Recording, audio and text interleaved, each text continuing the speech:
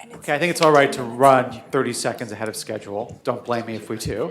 But might as well take the time when we can. So it's my great pleasure to introduce the moderator for this next panel, Alicia Yamin, who's the Senior Fellow in the Global Health Rights Project here at the Petrie-Flom Center. She is a world-renowned expert on the intersection of law, healthcare, human rights, global health, and we're just so excited and so lucky to have her as part of our team. So I'm going to turn it over to you. Thank you, Glenn, for that very kind and generous introduction. And I'm delighted to be here to moderate this panel. I'm afraid that after the last couple of panels, which were disheartening, this panel is not going to be very much more heartening. But it is an issue that is in the news constantly, and one that has been at the forefront of the intersection of health and law this year and will continue to be next year. So we have four great speakers to talk about migration and health, and I'll introduce them in the order that they will speak. Wendy Parmit is the Matthews Distinguished University Professor of Law and Director of the Center for Health Policy and Law at Northeastern University School of Law, and Professor of Public Policy and Urban Affairs at Northeastern University School of Public Policy and Urban Affairs. She's a leading expert on health, disability, and public health law. She directs Northeastern's joint JD-MPH program. She's incredibly, has a distinguished list of publications, including in this field on migration and health. Tiffany Joseph is an associate professor of sociology and international affairs at Northeastern University. She is an assistant professor of sociology. She was an assistant professor of sociology at Stony Brook from 2013 to 2018. And her research explores the micro-level consequences of public policy on individuals, immigrants' health and healthcare access, comparative frameworks of race and migration in the Americas, and the experiences of faculty of color and women in academia. Then we're going to hear from Sabrineh Ardalan, who's an assistant clinical professor of law at Harvard Law School and assistant director of the Harvard Immigration and Refugee Clinic. At the clinic, she supervises and trains law students working on applications for asylum and other humanitarian protections, as well as appellate litigation and policy advocacy. She's authored amicus briefs submitted to the Board of Immigration Appeals, as well as to federal district courts, circuit courts of appeal, and the U.S. Supreme Court. And last but not least, we're going to hear from Frances Shen, whose research focuses on the ways in which law and public policy who is executive director of the Center for Law, Brain, and Behavior at MGH, and an instructor in psychology at Harvard Medical School, an associate professor of law and a McKnight Land Grant professor at the University of Minnesota, where he directs the Shen Neurolaw Lab. And he also serves as executive director of education and outreach activities for the MacArthur Foundation Research Network on Law and Neuroscience, and serves on the board of scientific advisors for the National Courts and Science Institute. He's also been a senior fellow in the Project on Law and Applied Neuroscience, which is a collaboration with the Petrie-Flom Center. Frances's research focuses on the ways in which law and public policy can be improved through integration of brain science, and he has also published very widely. So we're looking forward to hearing from each of them, and I'll let them go in that order. Got it. Well, good afternoon. Thank you very much. And I'll try to not make this too depressing. I'm not sure. So since the Trump administration took office in January 2017, it has undertaken a wide range of initiatives that are designed to reduce both legal and unauthorized immigration. And taken together, these initiatives have formed what immigration advocates often call the invisible wall. And they have succeeded in dramatically reducing immigration to the United States. They've also made life far more precarious for non-citizens and members of non-citizens' families who live in the United States. In my talk, I want to just talk about a few what I call the health-focused policies. I should be clear, I think all of these policies have an impact on health, and my co-panelists will talk about some of that. But I want to talk about policies that sort of explicitly zero in on health. And I want to talk about their impact for our healthcare system, both concretely and symbolically. And I will talk about a set of rules known as the public charge rules, emphasis on the plural, the President's health insurance mandate, and the medical deferred action policies. And I could talk about many others, but I only have 15 minutes. Before doing so, I think it's worth recalling that immigration law's adverse effect on our healthcare system did not start in 2017, although my talk just started talking about 2017. In fact, I have had the privilege of speaking at this conference in years past, even before the Trump administration, talking about the intersection between immigration law and health law. And even before the Trump administration, a series of federal and state laws made it very difficult for many non-citizens, including many who were lawfully present, to access health insurance. And it's for this reason that non-citizens of pretty much every immigration status are far more likely than citizens to be uninsured than citizens. And this is across status, and this predates the Trump administration. And to some extent, after the ACA came into play, at least in the expansion states, the uninsurance problem in the US is significantly a problem of focused on non-citizens. Nevertheless, there's no doubt that the Trump administration has exacerbated the problem.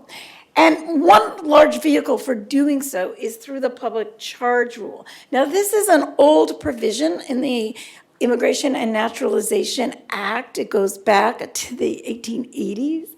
And it bars admission or adjustment of status to non-citizens who, in the opinion of the consular offices at any time of the application, is likely at any time to become a public charge. Okay, that's the provision. And I'm not going to go through all the details. Not all classes of immigrants are subject to this. Refugees and asylees and others subject to humanitarian statuses are not. But the provision is there. It's had a pretty ignoble history. This was the provision that was used to bar many of the refugees from the Holocaust back in the 30s. The provision, though, has long been held not to apply, and this is the point, critical point for present purposes, to non-cash benefits. So the fact that somebody received public health insurance did not make you a public charge. And a 1999 guidance from ICE's predecessor, INS, said as much. As soon as the Trump administration took office, they began looking for ways to change that.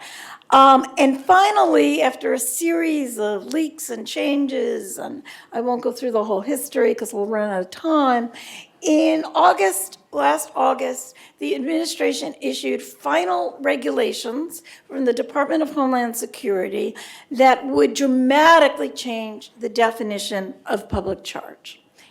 And the new definition defines, and this is sort of what is a public charge? A public charge under the new definition is somebody who at any time in their future, okay, imagine if they live to be 120, any time in their future, would receive one or more public benefits in a specified list for 12 out of 36 months. And if you receive 2 benefits for 1 month, that counts as 2 months, okay? And the benefits include now Medicaid, but not emergency Medicaid, but what we typically think of as Medicaid, SNAP, food stamps, and federal housing benefits. And I should say Medicaid does not count for kids, for this provision, they exempt kids. In addition, and remember, this is a forward-looking kind of process, right? Will anybody, and you can imagine, I was kidding a moment ago about living to be 120. Many of us, if we are old enough, lucky enough to live that long, will at some point need some of these benefits, right? But in determining whether an individual is likely to become a public charge in the future, the regulations require officials to consider a whole bunch of factors and treat past receipt of any of those benefits from 12 out of 36 months as a heavily weighted negative factor. Also, if one has a serious medical condition without private health insurance or the resources to pay for their care on their own, that's a heavily weighted negative factor. And conversely, having private health insurance, which does not include ACA subsidized insurance, is a heavily weighted positive factor. So a lot of folks have talked about the implications for health care. They are many. The rule almost certainly will increase the number of people foregoing benefits, right? Because they'd be afraid this is a heavily weighted negative factor. By the way, almost everybody who has looked at this anticipates that many people who are not actually subject to the rule are going to forego benefits because the immigrant community is so afraid. And many people are expected to forego benefits for their citizen children who are actually not covered by the rule. The rule may affect the healthcare workforce because we rely very heavily on low-wage immigrants, particularly for home health aides and nursing home workers, for example. The rule will have enormous disruptive impacts to the administration of state healthcare programs. States under the ACA and the expansion states have single forms, single shopping. You enroll in one form and the state puts you. Do you get ACA? Do you get Medicaid? You can't do that now because enrolling in Medicaid is a negative factor, right? So states may now have to disaggregate their forms and keep track of things differently. Massachusetts may need to, and the state has said this, get rid of its health insurance mandate, because how do you mandate that people get benefits if they are going to suffer immigration penalties for having the insurance the state requires? And the rule will probably discourage timely diagnosis of medical conditions because having a serious medical condition is a negative factor. The rule may, and the Department of Homeland Security has said this, will lead to increases in vaccine-preventable diseases. The administration concedes this. It will likely reduce funding for mental health and substance use disorders while we are in the midst of an opioid epidemic. And it will also decrease access to SNAP and housing benefits, which are themselves insignificant forces for redressing social determinants. Well, probably not surprising, right after the rule was promulgated, it was supposed to take effect on October 15th, 22 states and local governments and NGOs filed suit. There were 9 cases filed in 5 different federal district courts. And within 4 or 5 days of October 15th, when the rule was supposed to take effect, 5 federal district courts issued injunctions. 3 of those were nationwide injunctions.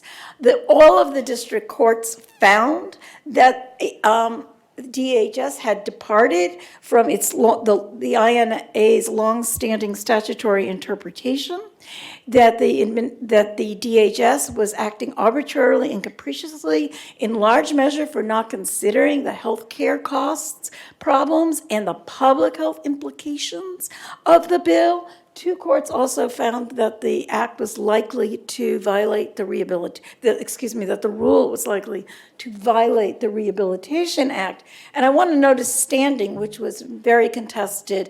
All of the courts found that the healthcare consequences gave the plaintiff standing.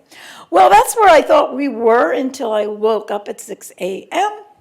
And I discovered that last night, after I turned off my computer, the Ninth Circuit stayed 2 of the injunctions in a 3-to split decision from a panel in the Ninth Circuit, found that the DHS is likely to succeed on the merits under the Chevron doctrine.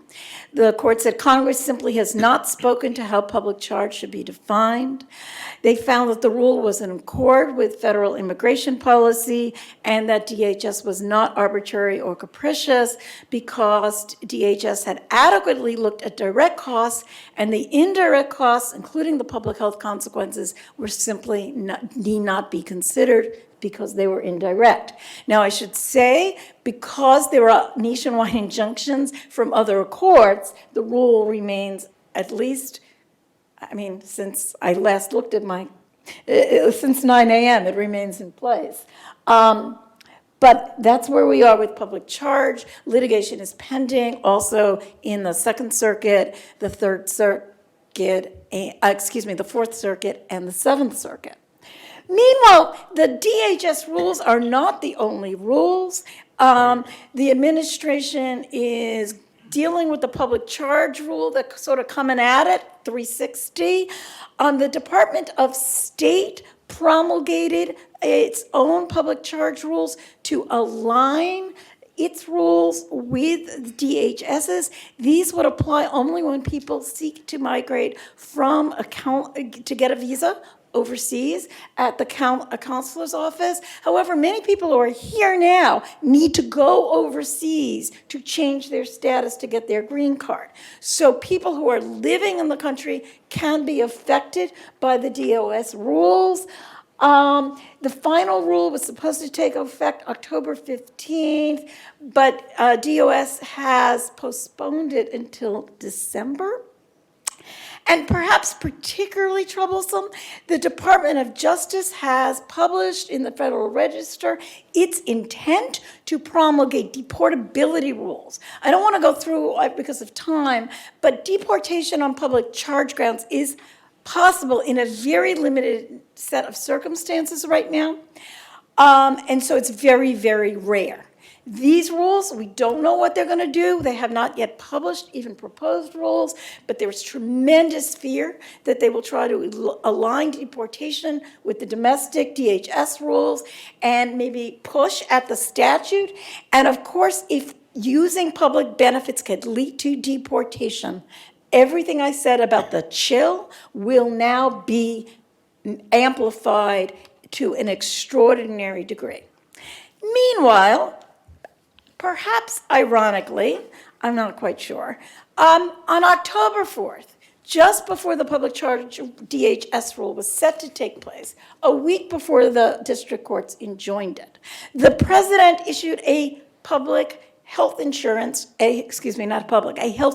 proclamation, which would deny entry to immigrants, again, not including refugees and asylees, who do not have approved health insurance or the financial resources to pay for reasonably foreseeable medical expense. This was meant to be in addition to the public charge rule.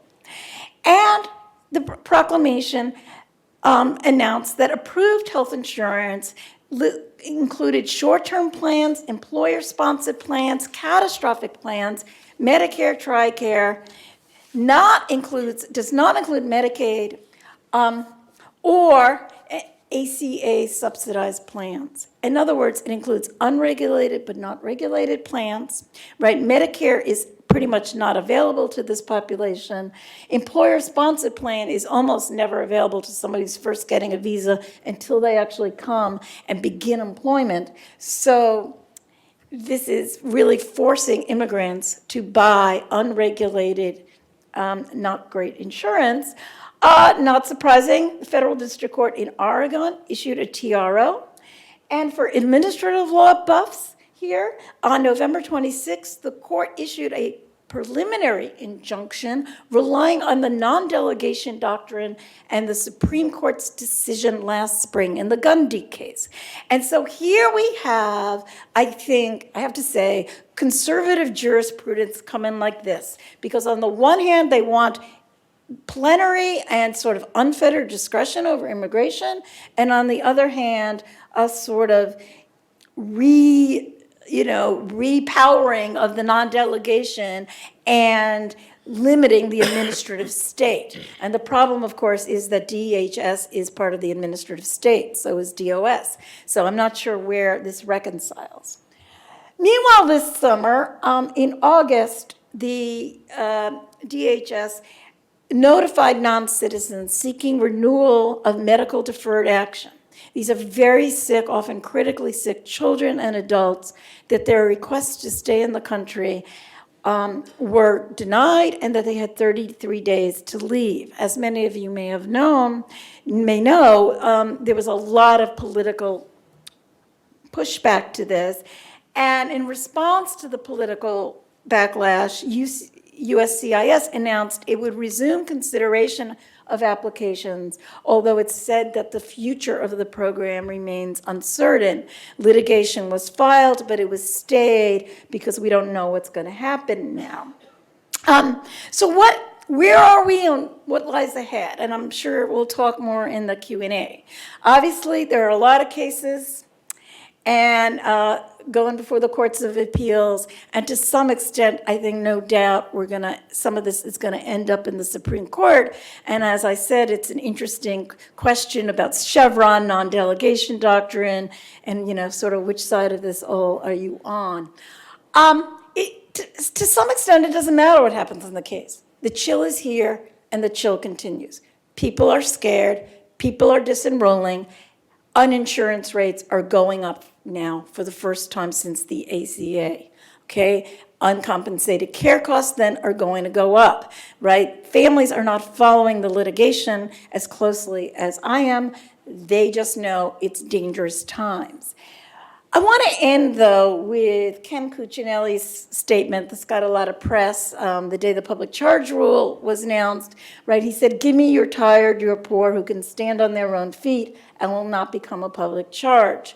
This was widely taken, right, to show his antipathy to immigration, and it certainly does that, although then he said the Statue of Liberty was meant to be for Europeans only, so we can get into that conversation.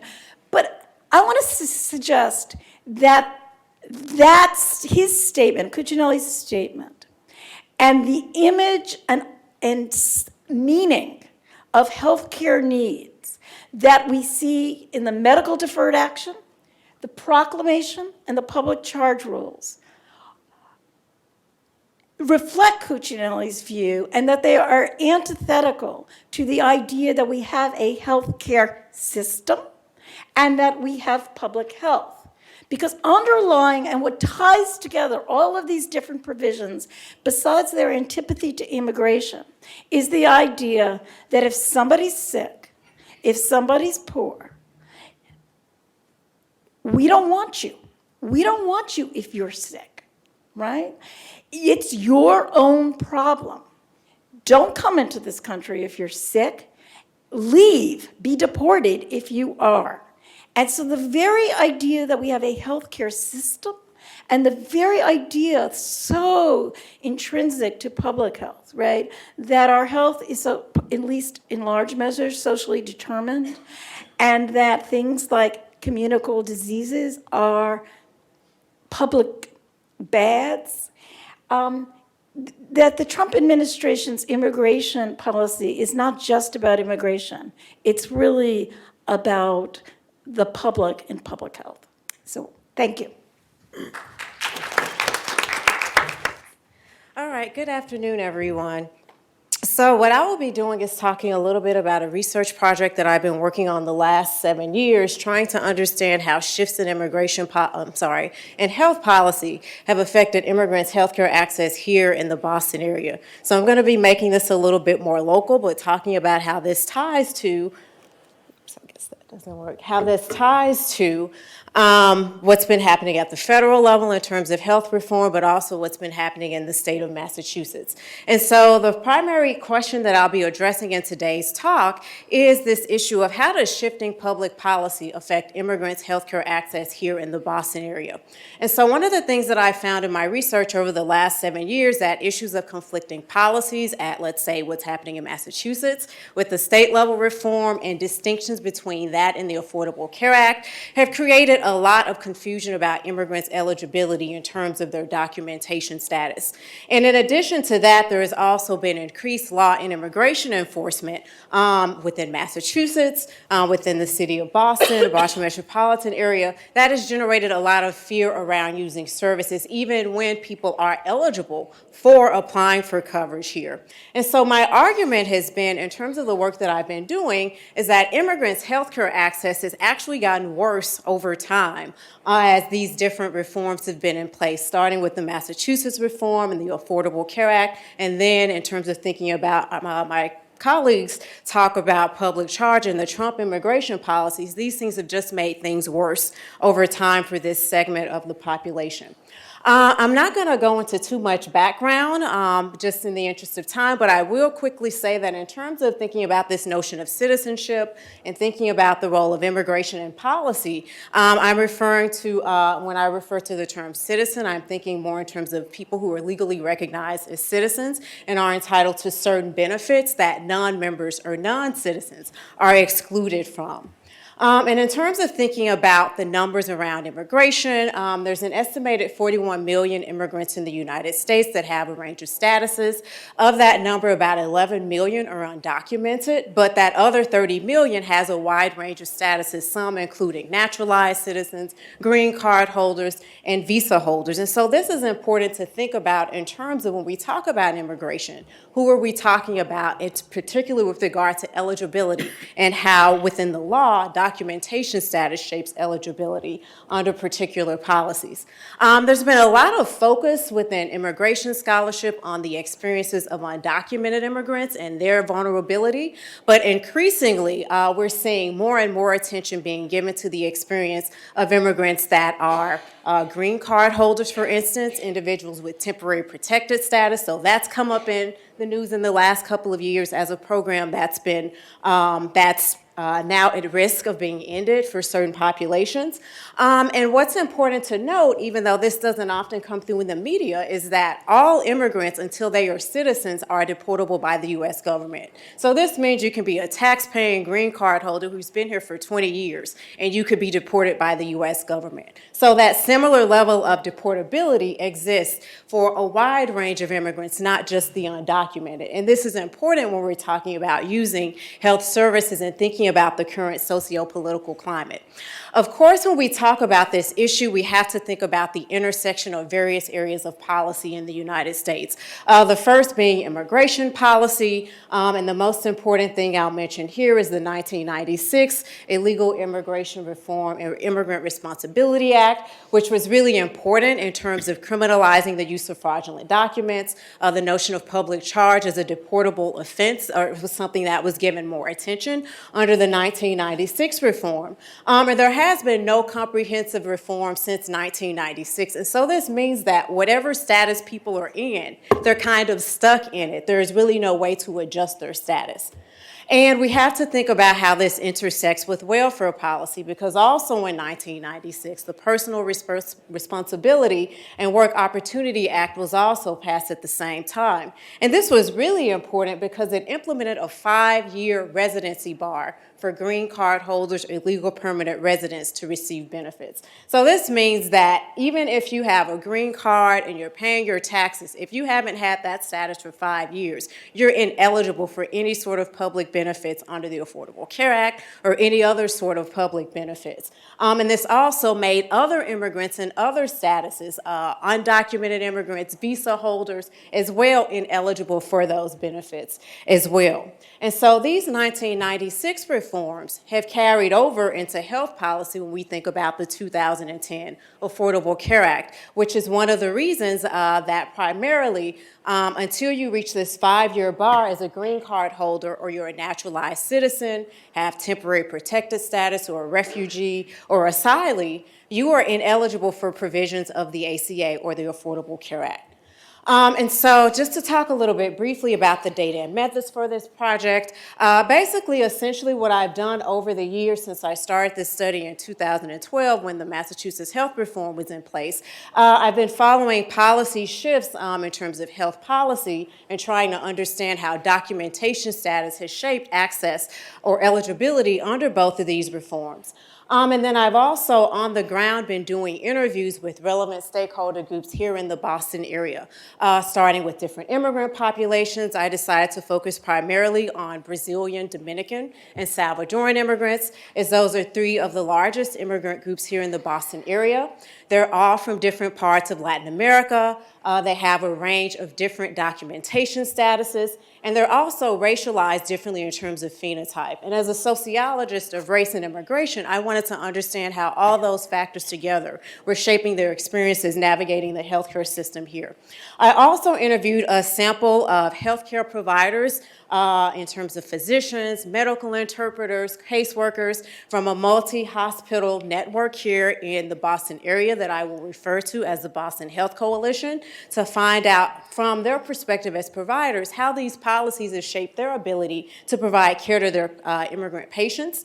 And then I also interviewed immigrant and health advocacy organization employees to understand the broader socio-political climate in the Boston area and what else is happening here locally that might be shaping immigrants' access to health care as well. And so here is just a table with the different people that I've interviewed over the course of the project. And as you can see, I don't think the laser works on this, but when I started the study in 2012, that was under the original Massachusetts health reform. And then when the Affordable Care Act got implemented, I returned in 2015 to do a set of interviews as well to see how the shift from the Massachusetts reform to Obamacare reconfigured the healthcare system. And then after the 2016 election happened, I thought it might be important to try to understand what's happening now. And so I did another set of interviews earlier this year. And I will say that the immigrant group was a lot smaller this time because recruitment was a lot more difficult because of the current socio-political climate. I'll also briefly say, too, that for the study, in terms of concerns from IRB, or the IRB board at my institution, I was not allowed to re-interview immigrant respondents, so all of those respondents knew out of concerns for their vulnerability, but I was able to re-interview at least 10 of the providers and employees from the different immigrant and health advocacy organizations over time. So that really allowed me to be able to get a sense of these shifts as they were happening on the ground from these relevant perspectives. Just quickly here, information about the immigrant sample, the healthcare providers, the immigrant health advocacy organization employees. I can go back to these during the Q&A. And so I'll go ahead and get into my findings. So with regard to the first issue around conflicting policies, I just want to draw your attention to this chart here, which is actually a part of a paper that I published a few years ago, comparing how documentation status shapes healthcare eligibility under the Massachusetts reform, the original reform, Chapter 58, then after the ACA was implemented in Massachusetts, and the last column accounts for the ACA in compliant states. So the most important thing to remember about this chart is notice how in Massachusetts, before and after ACA implementation, regardless of what your status is, depending on your income level, you have access or eligibility to apply for some sort of coverage in the state, starting at undocumented, going all the way down to US-born citizens. Under the ACA, you'll notice there's not as much flexibility. And again, this is tied to the federal 1996 reforms, which limit eligibility. And so this confusion between what people are eligible for in terms of if we're looking at state level, the Massachusetts reform, compared to Obamacare, on the ground, this sometimes created a lot of confusion among healthcare navigators, among immigrants themselves in terms of figuring out, am I actually eligible for anything in the context of Massachusetts? And so one of the immigrants, a Salvadoran immigrant that I interviewed in 2015, talked about how this played out for him. And he says, look, in theory, it is easy to get insurance, but in practice, not so much. And he talks about how he applied multiple times for coverage and he never got any notification back from the Mass Health Connector. And then when he finally received notification, he was told that he wasn't eligible.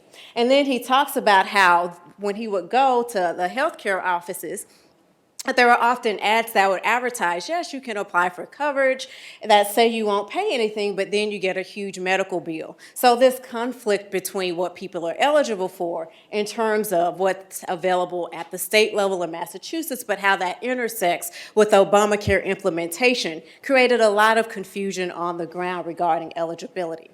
The other big issue that came up a lot over the course of the study, even when I started in 2012 and has only intensified since then, is the increasing role of enforcement and how that leads to a fear of using health services. So before 2017, before the election of President Trump, a social worker that I interviewed from the Boston Health Coalition says, "We face issues with immigrant patients who were facing deportation because they were coming to the clinic and they were pulled over.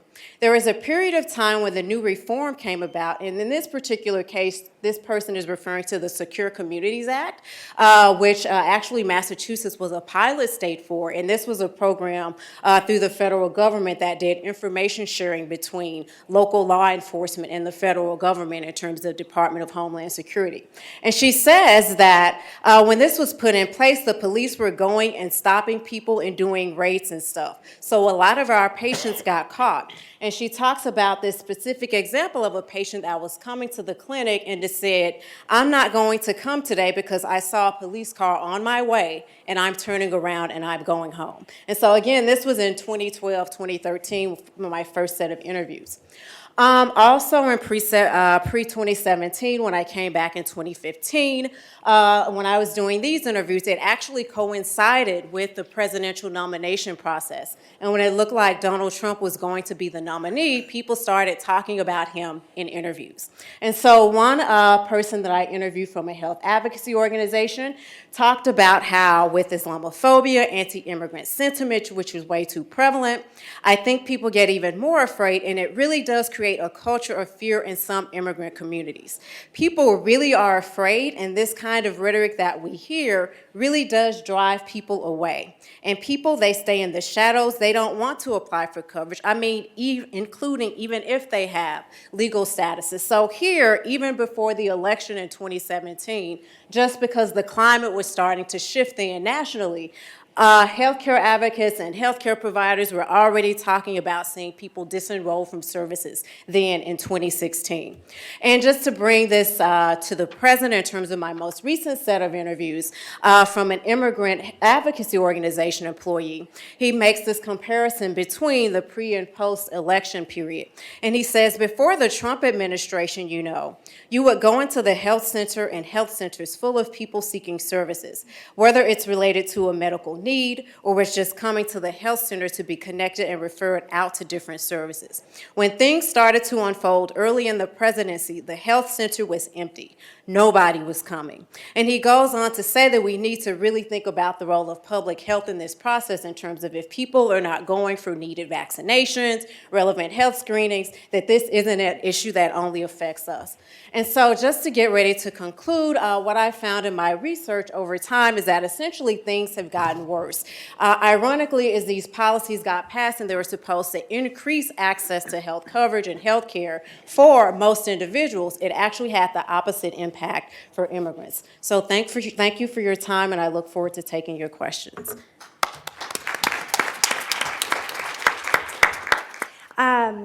I'm going to be talking to you today about my experiences working at the Harvard Immigration and Refugee Clinical Program with immigrants as they're going through the deportation process and the effect that that process has on their health care, and some of the strategies and experiences we've had in collaborating with medical and mental health professionals as our clients go through that process, both as expert witnesses and also in terms of an interdisciplinary model that we have in our clinic.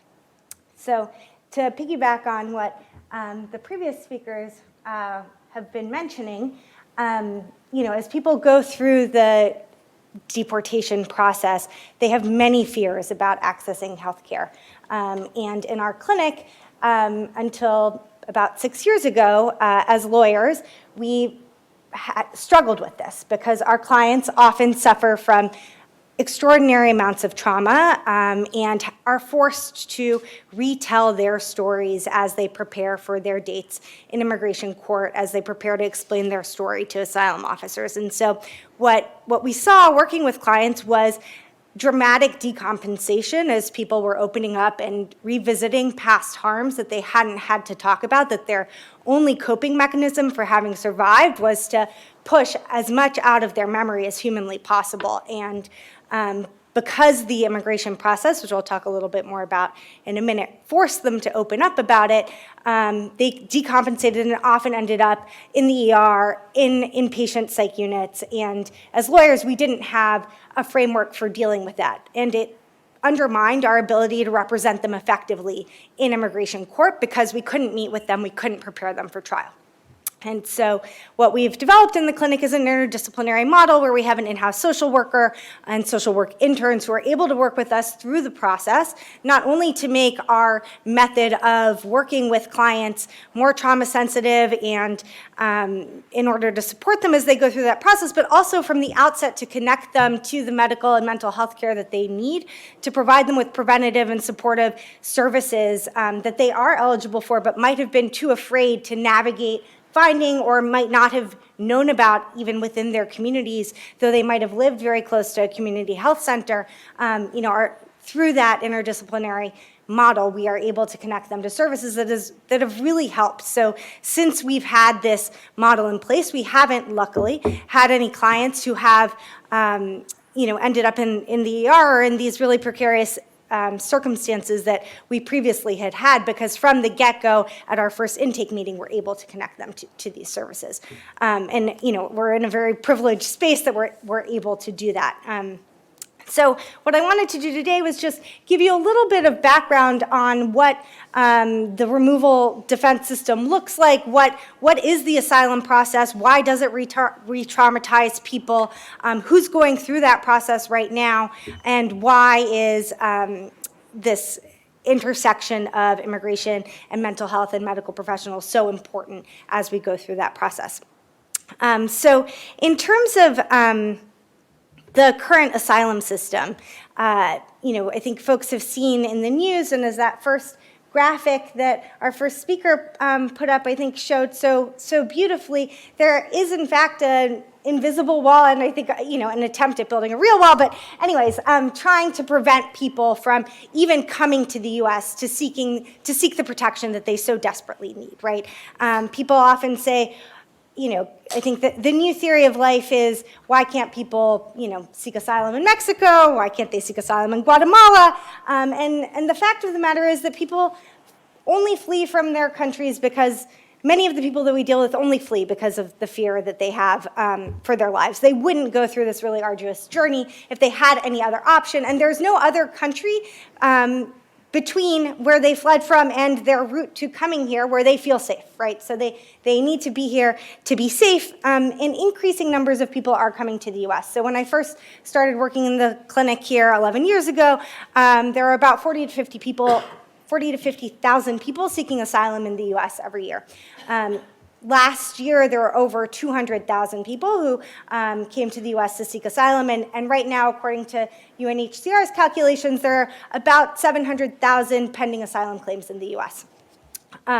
So the current asylum system is really overloaded and backlogged. And what does that mean for people's mental health and medical health as they're going through this process? It has really severe implications. So for example, I was in court this morning with a team of students representing a man who was resettled here as a refugee many years ago, and the US government was trying to deport him because of certain criminal convictions that he had had. And he has been in detention for over 6 months. During that time, he has been unable to access the medical or mental health care that he so desperately needs.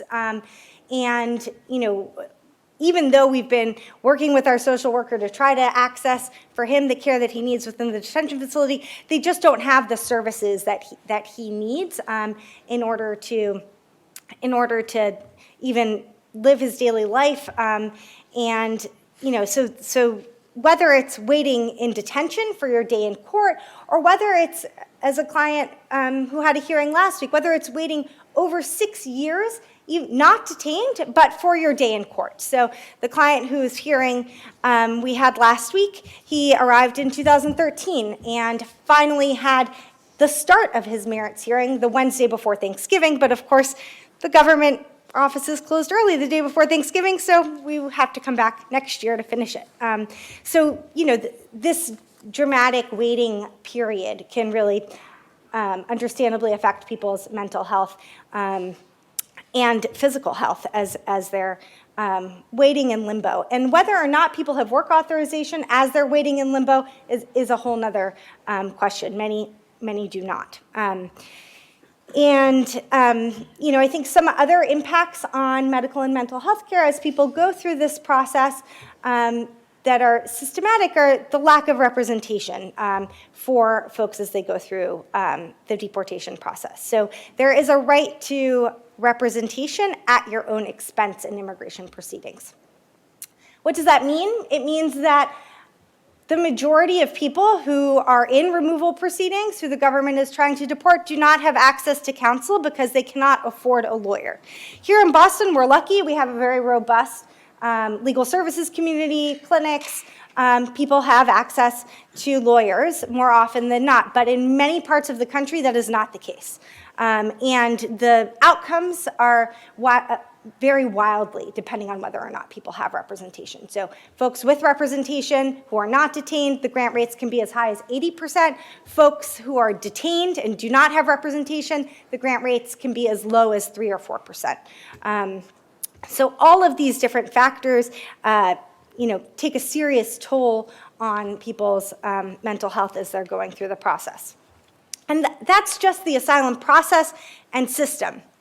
I want to take a minute to look at what it takes to establish eligibility for asylum or protection under the Torture Convention here in the US, and talk a little bit about why just trying to establish eligibility for protection can be so re-traumatizing, and what additional toll in addition to these systemic issues that can take on people's medical and mental health. So in order to show eligibility for asylum in the US, you have to show that you have a well-founded fear of persecution on account of one of 5 grounds: your race, your religion, your nationality, your membership in a particular social group, or your political opinion. And in order to establish eligibility, one method of doing so is to show that you have suffered past persecution. You don't have to have suffered past persecution, but if somebody who's applying for asylum can show that they've established past persecution, that shifts the burden to the government. The government then has to explain why it's reasonable for the person to return to their home country, why circumstances have changed for them, or why they might be able to move somewhere else in the country and be safe. And so, as advocates, our job is to try to, as much as possible, elicit this past harm and present it to the adjudicator in order to shift the burden and put it on the government to try to rebut it. Practically speaking, what does that mean? It means in the clinic, meeting with clients for hundreds of hours over the course of a semester to elicit every terrible thing that's ever happened to them in their entire lives, and to try to fit it with this refugee definition that requires linking the harm suffered or feared to one of these 5 grounds. And in asylum cases, as in torture convention cases, the applicant's testimony is often the only proof people have. People don't tend to flee their home countries with much, and persecutors don't often tend to write notes, right, that say why they're targeting a person. And so developing the person's story and writing that story for the adjudicator, we hope can take some of the burden off of the client as they're testifying, because the adjudicators presumably, hopefully, read their story, and so that can give them some context. Otherwise, if people are working with attorneys who have really big caseloads, sometimes the person's statement is just a handful of paragraphs, and then it's really their testimony in court or in front of the asylum office that dictates outcomes. In order to seek protection under the Torture Convention, similarly, it requires people to open up about torture that they've suffered in the past. So the Torture Convention requires that somebody show that it's more likely than not that they would suffer torture if they were returned to a country. Past torture can be relevant to establishing whether or not somebody might fear future torture. So, for example, in the case this morning, the refugee who we were representing had suffered over a year of torture in a government facility as a 10-year-old child. He hadn't talked about that to anybody since he'd been resettled here as a refugee over a decade ago. But because he was facing deportation, we had to talk to him in excruciating detail about what that year and a half of his life was like and force him to relive all of those memories in order to present that case in court, in order to try to prove to the judge and that he would in fact suffer torture in the future. And how does one show that anything is more likely than not, right, in the future? So, the best that we can do as advocates is try to present this evidence from the client's own words and from the words of medical and mental health professionals who we draw in to this process. So we often work very closely with medical and mental health professionals who serve as experts as we go through this process. In the case today, for example, we had a doctor who went to the detention facility and conducted an evaluation of our client. He was able to document the scars that our client had suffered and still had from the torture he'd endured. He was able to document the lasting effects of post-traumatic stress disorder that the client was suffering from. And he was able to write an expert affidavit so that when we went to court today and the judge asked us, what evidence do we have that it's more likely than not that he would be tortured in the future, we could point, the student in his closing argument could point not only to the client's own words, but also to this expert affidavit, as well as country condition evidence and a country condition expert. And the reason this collaboration is so important is even though an applicant's testimony alone should be enough under U.S. immigration law, it often isn't enough. So adjudicators can demand corroboration where it's reasonably available. What's reasonably available? This is up to interpretation, but often things like medical records, any interaction anybody's had with a doctor, a medical or mental health professional, that's considered relevant. And it's often our clients haven't had the opportunity to have ongoing treatment or care, and so these experts can come in and help fill that gap in corroboration. In addition to documenting scars and documenting post-traumatic stress disorder in our clients, medical and mental health professionals are often very critical in helping adjudicators to understand why our clients might have difficulty telling their stories in a consistent and coherent fashion. So often our clients have suffered things like traumatic brain injuries, or the trauma that they've suffered might have created a situation where they have tried very hard not to recall details, and so as they recall them, they come back piecemeal, and they're unable to explain their stories in what a U.S. adjudicator might expect, in a manner a U.S. adjudicator might expect, right?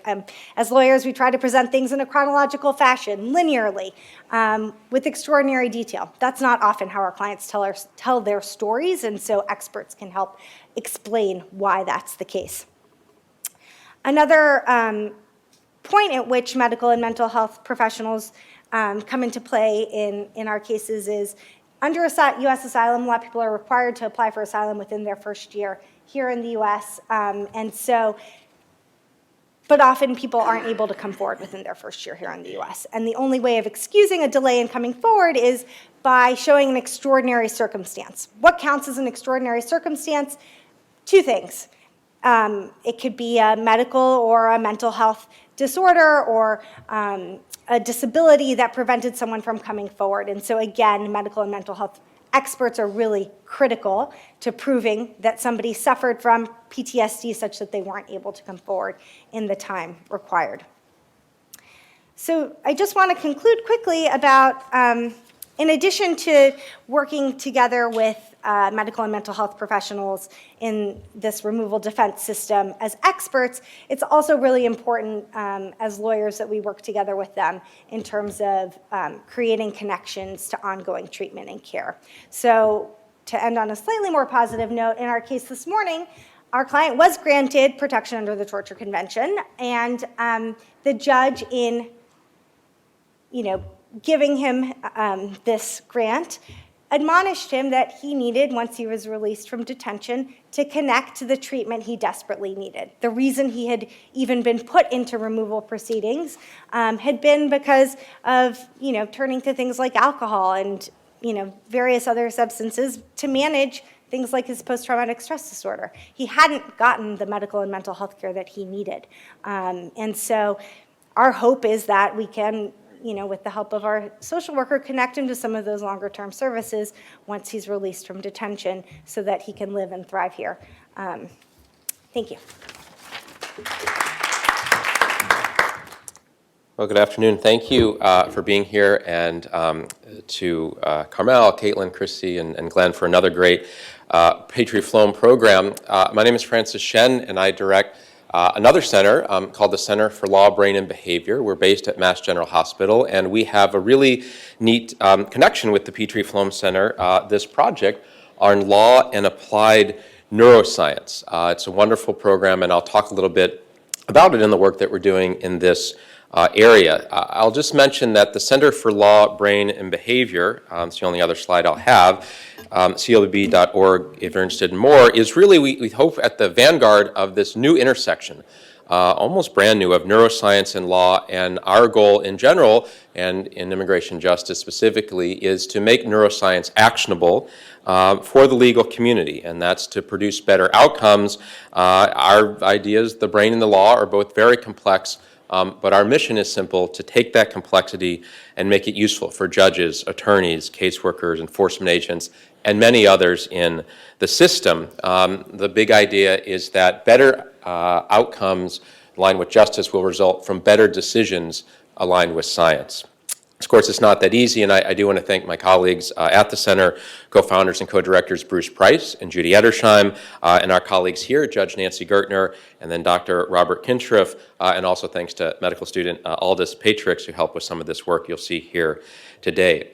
The background for our work in immigration really emerges out of three other areas that we've been very active in: juvenile justice, criminal sentencing, and aging brains and decision-making.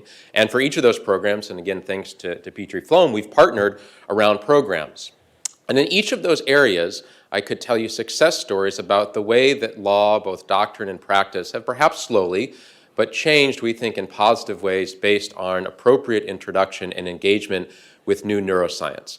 And so today I'm going to raise questions and tell you about the work we've done the last year, again in combination with Petrie-Flom, about our newest area of work, immigration justice. And the question there is whether, given the context you've just heard, neuroscience has any role to play. And I want to thank Sabi and the clinic that she runs, the Harvard Immigration Refugee Clinical Program, for partnering with us, because looking back on this past year, it was just in March of this year, about 9 months ago, that we planted the seed for this work in basically this very corridor. We ran a program called Trauma at the Border. It brought together Dr. Charles Nelson, expert on developmental neuroscience and trauma, along with the clinic, represented by Cindy Zapata. And we opened up what I said then and would say now was the beginning of a difficult dialogue. Part of the difficulty are all of the challenges you've just heard. I mean, things are clearly tough. Another part of the difficulty is that neuroscience, and I'll say this now and at the end, does not have any magic solution.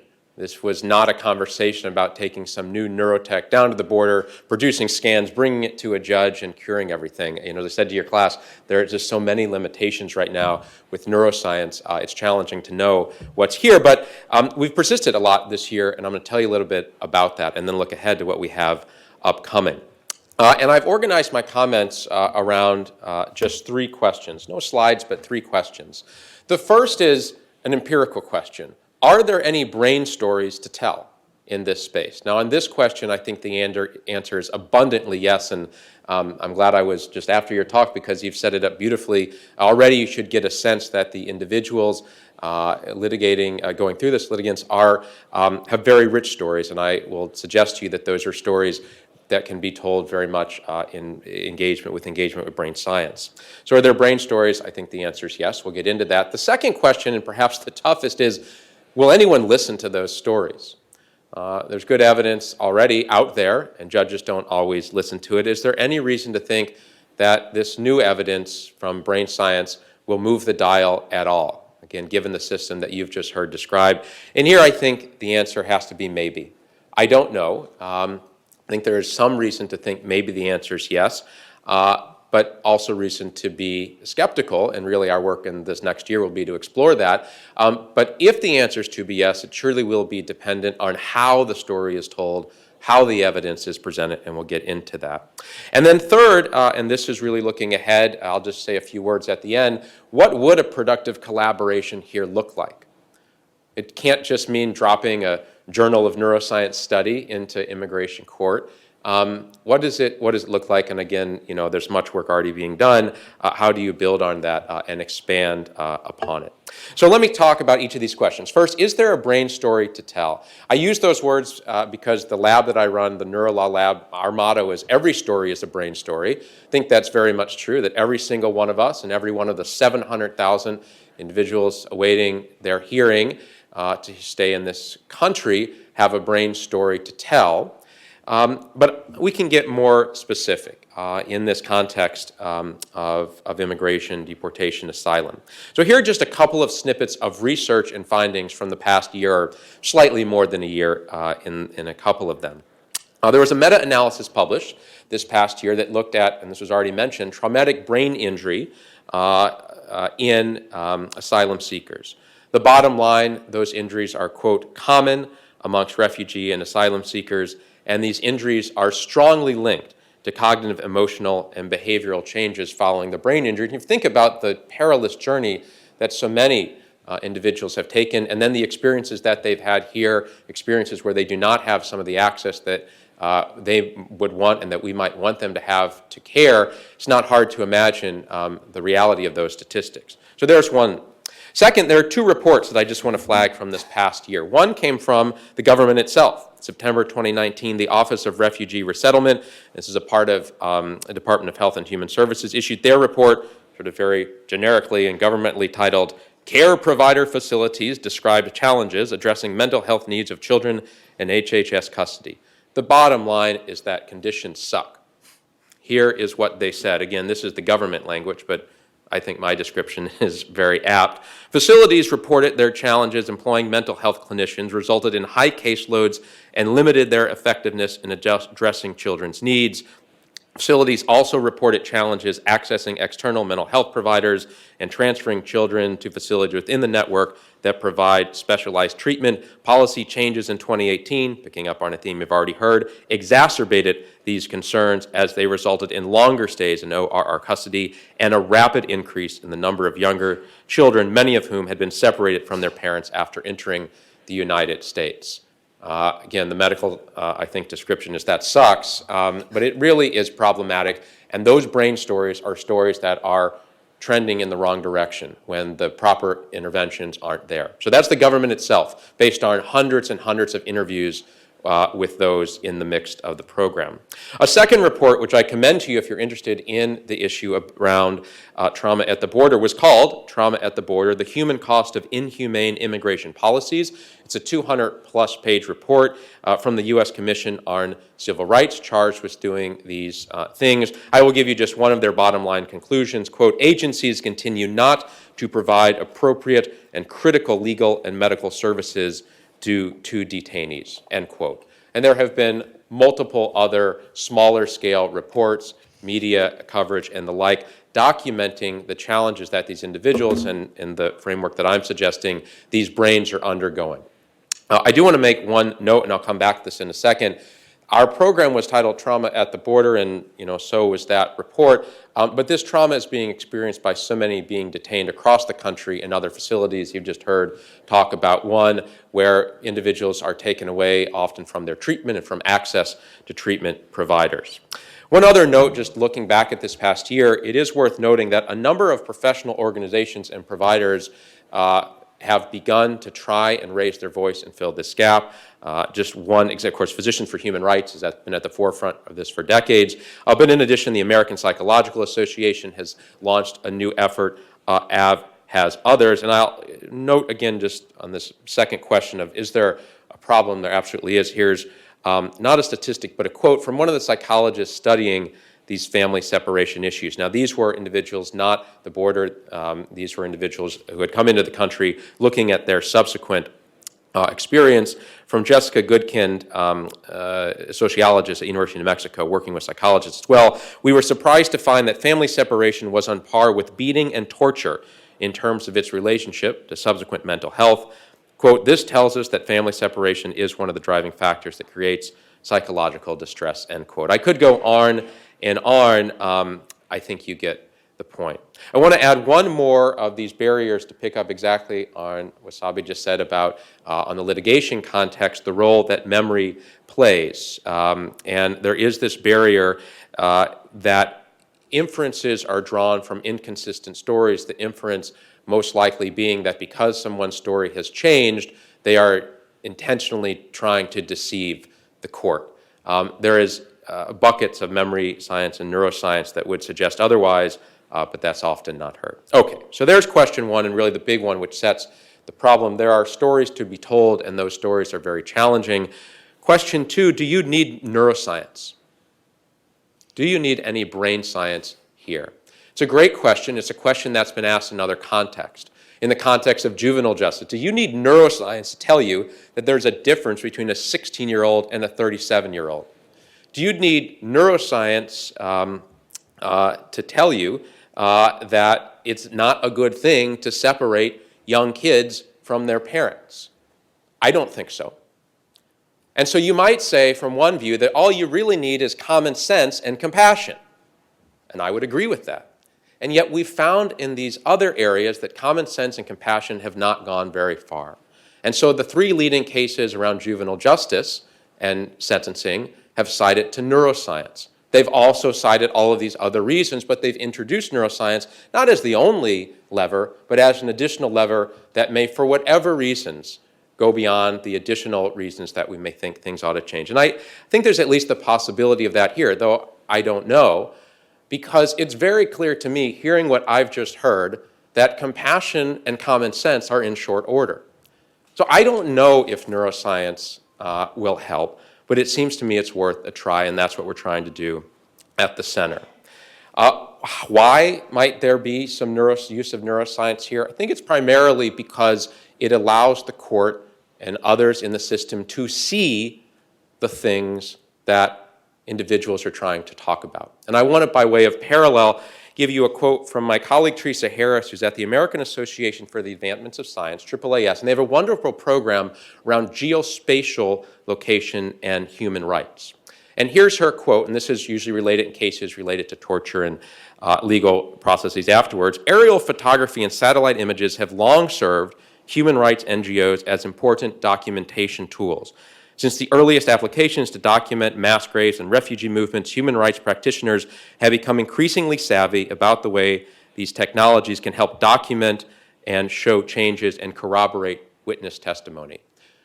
For the first time ever, we are able to haltingly, imperfectly, but at least somewhat look into the functioning of the human brain and to make that visual and to make real or more real what is already real but isn't believed to be real. And I think there's perhaps something to that. Now, the caveat is that, as I mentioned before, this is not an effort, because we don't have the technology or the tools to do it, to scan individual brains and put that before the court. Rather, this is an effort to think globally about what do we know about the way brains change when they're experience this sort of trauma at a group level. And is there a way to combine that group level data with all the individual level assessment from physicians and others that might be more compelling for a court? That's at least the value proposition. So last 2 minutes on question three. I think, again, question one, there are stories to tell that are related to brain science.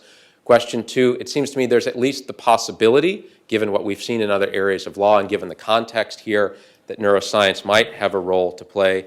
But what would that role look like? I just want to offer a couple of preliminary points and really emphasize that these are preliminary. Since our program in March, I've talked with a number of colleagues, both on the law side, clinicians, and on the science side. What's become clear is that this is really an early conversation. I mean, it's not clear to anyone exactly how things should or could happen. But let me just throw out a couple of possibilities.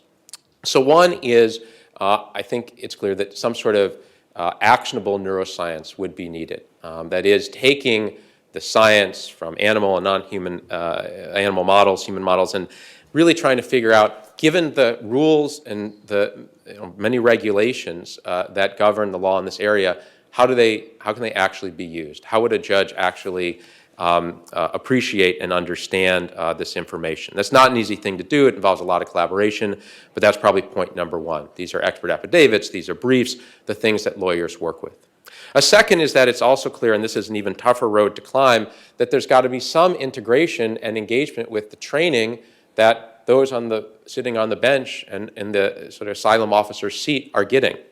Asylum officers complete, this is just quoting from their training, a rigorous 6-week training course. They've got a 675-page manual. Could that course also involve some of this work? Now, in terms of looking back, looking forward, and this trend, again, you've seen, there's been a push from this administration to take some of those credible fear interviews out of even those trainees and put it into the hands of others who don't have as much training and perhaps would be more likely to find non-credible, and maybe the trend is going the wrong direction. But that's a second way. You integrate it into the training. So maybe get to the case law, maybe get to the training. And then third, I would just say that what's clearly needed, and it really modifies and amplifies those first 2 points, is really careful collaboration. Those Supreme Court cases in juvenile justice and neuroscience didn't appear overnight. They were the result of multiple years of stakeholders and those involved in the issues as well, sitting together, coming together, trying to work through these difficult issues on the science side, on the law side. But just as there's been success in some of those other areas, I think there could be some success here. So I'll end with that potentially optimistic note and invite your consideration and questions both now and later. Thanks so much.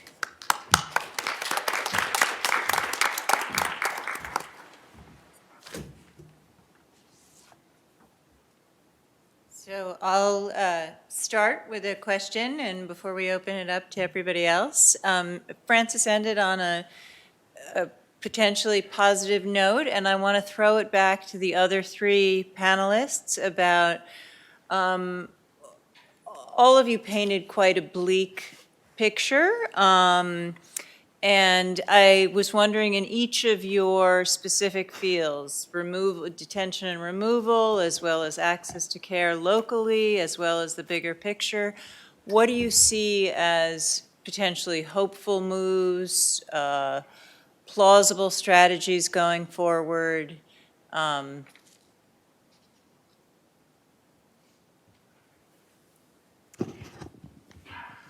In the silver cloud category, I think I have been blown away by the vastness and commitment of the response.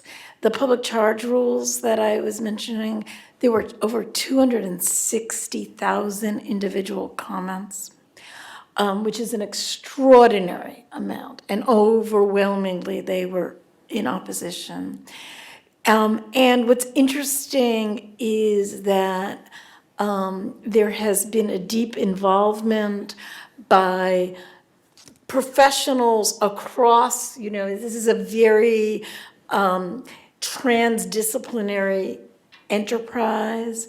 I think we are seeing, as you mentioned, we're seeing physicians, social workers, nurses, lawyers, people who did not necessarily get active, learning to work together, working together, and really perhaps forging new alliances and new paths to understanding how we can make change, and make change that's positive across for many communities, including the most marginalized.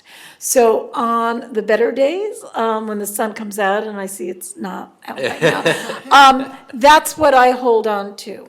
But I think there's no doubt that if you're working in the intersection of health and immigration, that, it's December and the sun sets early right now. I think one of the things for me that I would say I see as a positive, or what's been encouraging for me over the course of this project that I've been working on and seeing the changes that have come over the last 7 years, is through doing interviews with so many people on the ground on the forefront of this issue, healthcare providers, people from a wide range of organizations who are really passionate about this issue around inclusion for immigrants and everyone in terms of healthcare. And I think for me, that's what's been the most positive thing to see, that people are really passionate about this issue. And also where there are limits at the federal level, pushing the city of Boston, pushing the state of Massachusetts in terms of a lot of laws around like the Safe Communities Act and the Family Mobility Act at the state level in terms of increasing access to driver's licenses and how that has an impact on healthcare. There's just been a lot of mobilization around these issues, and whenever I go to the State House and see all of the people there for these hearings and speaking in support of improving things on the ground, that, you know, is a source of inspiration for me and makes me feel like it's really important to know that there are people who are pushing very passionately for these issues and are working very hard to improve the state of things here locally, even though federally it might not be as positive at the current moment. I think I'll say two things. One thing that gives me hope are individual case victories, like the one that we had this morning. I went in thinking there was no way we would win protection for the client that we won protection for, and was pleasantly surprised. So that, I think, you know, incremental change at the low levels, I think makes a difference. I also have been blown away by sort of the mobilization happening and the increasing collaboration between healthcare professionals and lawyers mobilizing to push back against these policies. So, you know, 2 years ago, it might have been difficult for me to find a doctor who would drive 3 hours to a detention center to do an evaluation that took 3 hours, and come back and be willing to carve out a whole morning to be available to testify in immigration court.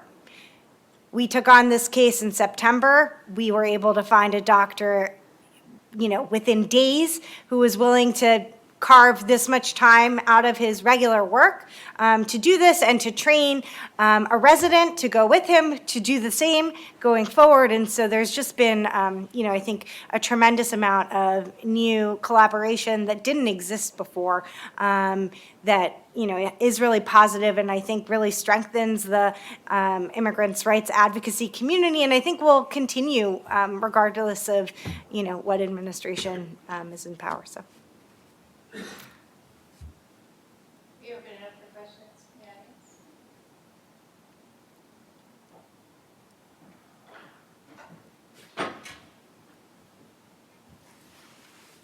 This is a question for Francis. Francis, I'm curious, you know better than I do all of this research suggesting that when you show people brain scans, they start to really, really believe something is true, as opposed to, you know, otherwise. And I'm curious if you have any concerns about a world where the more involvement of neuroscience we see in trying to document and make the case for the problematic aspects of immigration, that those who cannot evince that kind of evidence end up running into problems going forward.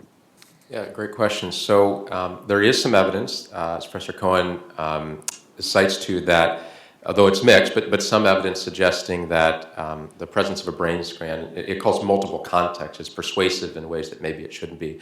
I do think there's a question about inequity here. Anytime you have a new set of tools, even if they're effective, we don't know if they are, but if they were, one would be concerned about the question of access. I think that's a question right now. I've had this conversation with colleagues at the Binger Center for New Americans at the University of Minnesota, where I work, and they have tremendous resources. I mean, kind of like the clinics do here, but many others don't. I thought you might go in a different direction with that question. There's also a double-edged sword and a dark side of using these sorts of technologies, and I think the best example is some of the proposed DNA testing that's being piloted at the border. And I was thinking about it in the context, I hadn't thought about it till your great presentation, about the ways in which one might, and apparently using your logic, say, we're going to screen everyone, and this goes to the rest of the Petrie-Flom group here, where you guys work on this. We're going to use the fancy genetic analysis to determine who is likely to become a burden on our society, who is more likely to develop Alzheimer's. And we're going to use that as evidence to say, we don't want you because you're okay now, but we anticipate that you're going to be a major drag on resources based on your genetic profile. We could actually do that now from a scientific perspective, and given the current political climate, it doesn't seem that we're all that far away. So I do think there's a dark side to technology that's got to be considered.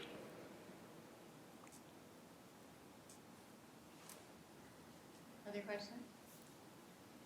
Okay, well, I'll ask Sabby one more question. You suggested that the grant rates were largely due to how many lawyers are there, but do you also, well, first, do you see an evolution over time? And second of all, might it also be the judges and the courts and the general social context, and what kinds of attributions?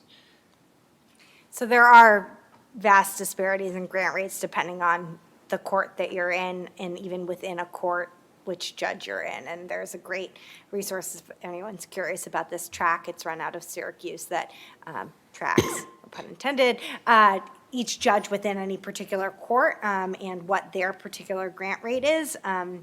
But the Executive Office for Immigration Review, which is the office of the Department of Justice that the immigration courts fall under, also tracks this. And, if you look at the statistics, depending on where you are, so Georgia or Arizona, for example, that those courts have, on average, a single-digit grant rate potentially, whereas courts in the Northeast or San Francisco have, 50, 60, 70%. Absolute numbers, so.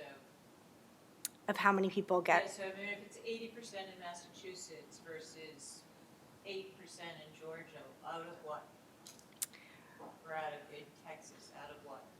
Out of the total number of people whose cases are decided in that. What kind of numbers? So the asylum office, I think, I was looking at the statistics last night, I think maybe around 20,000 people got asylum as of the last asylum office update about that. I think around the same number in immigration courts across the country. So the absolute numbers of people who are getting protection to stay here are quite low out of the 700,000 cases that are pending, in part because very few cases are actually decided in any given year because of the backlog, the million-plus case backlog. But the actual absolute numbers are pretty low. And I guess I would just piggyback on Glenn's question to Francis and say, I think in the clinic, we often think about the fact that we submit 1,000 pages, right, in support of a client who we had this morning, and the judge says, I always know when it's a Harvard Clinic case because I've got to read these thousands of pages. And we think about the potentially negative effects of that, right, on people who are pro se, who don't have lawyers, and what that might mean for them. And our hope is that perhaps in reading the kinds of expert affidavits that we submit that explain things like the effects of traumatic brain injury on memory, trauma on memory, country condition expertise on, conditions in a particular place, that perhaps that knowledge gained will inform adjudication of other cases, even where we're not submitting that same evidence, that the more adjudicators read this information, sort of the more attuned to it they are, whether or not it's being presented in a given case. But that's our optimistic spin on things. And Physicians for Human Rights has, which is one of the major national suppliers and trainers, they have some great statistics about how the inclusion of one of their physicians is significantly positive for outcomes. And, there's some way in which that will change that and also then generate maybe more physicians who are willing to come spend time and work with you. Great.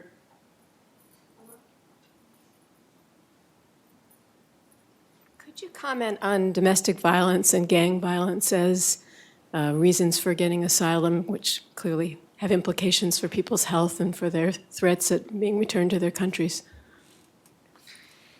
So former Attorney General Sessions attempted to proclaim that people who flee gang violence and domestic violence aren't eligible for asylum in the U.S., but what he issued a decision, matter of AB, and in that decision in dicta, made lots of comments to that effect. That is, as lawyers say, dicta, and so it is not binding on adjudicators.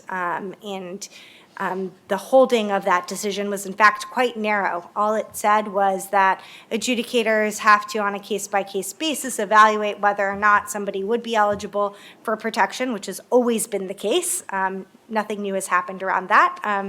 And so, we are still seeing, despite these proclamations and the negative rhetoric around people fleeing domestic violence and gang-based violence as ineligible for asylum, many adjudicators across the country are continuing to do what they did before this administration proclaimed these things, which is grant cases for people who are fleeing domestic violence and gang-based violence. And the bulk of the cases that our clinic works on are, in fact, people who are fleeing those forms of violence, and we are more often than not successful in winning them protection.